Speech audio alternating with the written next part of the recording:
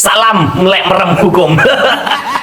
Akhir-akhir ini banyak pembegalan-pembegalan baik konstitusi, baik demokrasi ataupun partai politik. Sampai diisukan tersandra, takut diganti jeruji. Yang satu sudah tumbang roboh gara-gara tukang kayu.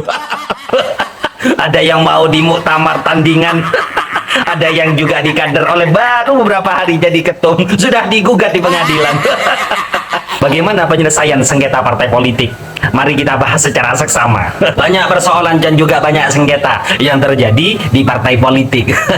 Di antaranya sengketa kepengurusan, ada sengketa kaitannya dengan hak-hak anggota, pemecatan tanpa alasan yang jelas, persoalan keuangan, dan juga persoalan keputusan ataupun kebijakan tertentu yang dikeluarkan oleh masing-masing partai dapat dikategorikan sebagai sengketa partai politik. Di mana saja tempat penyelesaiannya, bisa di internal, bisa di eksternal. Nah, kalau di internal bisa jalur non formal, yakni ya tabayun, kekeluargaan, musyawarah mufakat. Kalau tak bisa, ya tempuh jalur formal.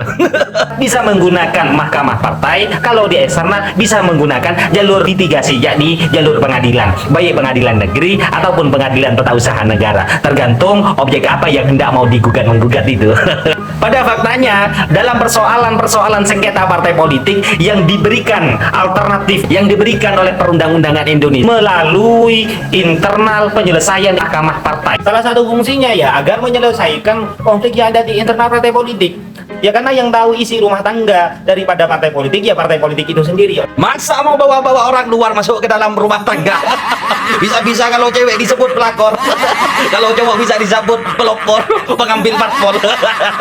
Sedangkan hasil daripada putusan mahkamah partai itu adalah final dan mengikat. Namun final mengikat ini masih dimentahkan lagi di pasal 33 di ayat 1 bahwa perselisihan tidak terjadi kemufakatan kalau tidak legowo atas putusannya bisa ngajukan di litigasinya di pengadilan. Sehingga putusan mahkamah partai yang final dan mengikat ini sudah dimentahkan juga sama undang-undang yang sama. Alaihi walhasil, yang orang yang tidak terima atas putusan mahkamah partai tersebut bisa ajukan di litigasi di pengadilan.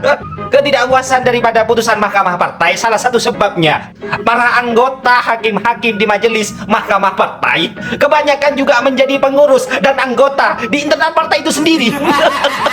Sehingga ketika mengadili menyelesaikan perkara perselisihan di partai politik, rumah tangganya itu independensinya masih dipertanyakan, tidak bisa objektif, tidak bisa adil seadil-adilnya karena berbasis kepentingan, sehingga tinggal kong kali kong saja sudah selesai.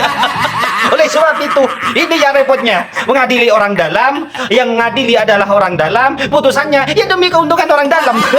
Kadangkala juga hakimnya juga genap. Ini menyelesaikan masalah kok pas genap ini gimana kalau ada sengketa? Seandainya hakimnya 4, mutuskan dua-dua, yang satu ngomong salah, yang satu ngomong benar.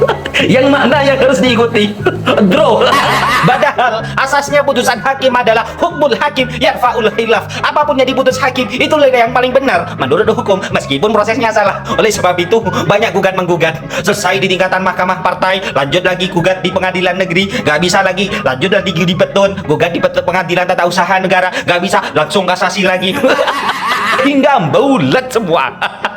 Sesuatu persoalan politik kalau sudah melalui jalur hukum, aduh, blunder.